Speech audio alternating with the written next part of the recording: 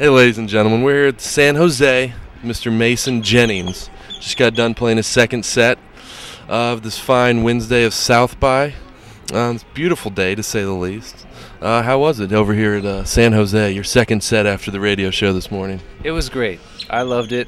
It's so great being outside because I'm from Minnesota, and I'm just like so happy to be outside eating an apple in March. It's a miracle. There you go. You can't beat that. Endorsement from Mr. Jennings.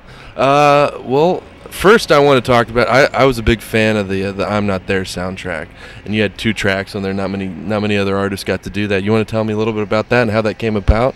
Yeah, like they were doing the movie, and they called me to see if I wanted to do the troubadour parts, like sing Christian Bale's parts, and then have him lip sync. And I was like, man, I don't want to have to imitate Dylan, and like he's alive, and what if he doesn't like the movie? And they're like, no, he's producer on the movie, and you don't have to imitate him. And I was like, okay, I'll do it, as long as I can be myself. So I just went to the studio and did those. I did Time's Era Changin' and Lonesome Death of Hattie Carroll, and then Christian lip synced him in the movie, and he did a good job. I was like really stoked. I was like, man, he hung onto the horse. It's not that easy lip syncing, and he didn't get to have any lyrics to look at either. So right. I was impressed.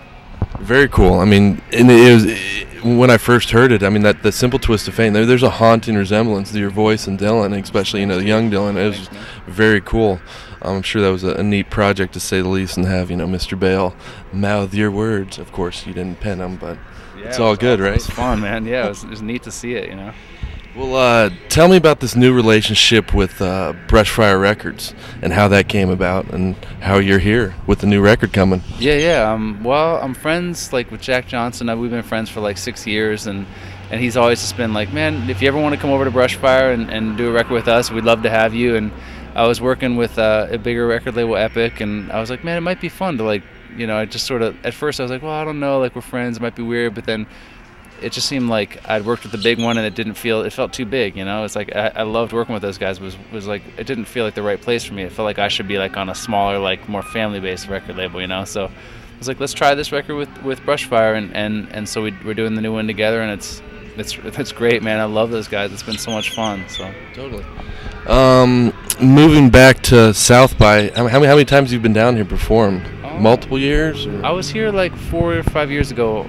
I think I did it once. I might have done it twice, but definitely not like this. This is more first time I came out, I was trying to play anywhere. This is more fun. We get to play stubs and stuff, and that's so fun. That's such a great opportunity to be able to play there. Sure.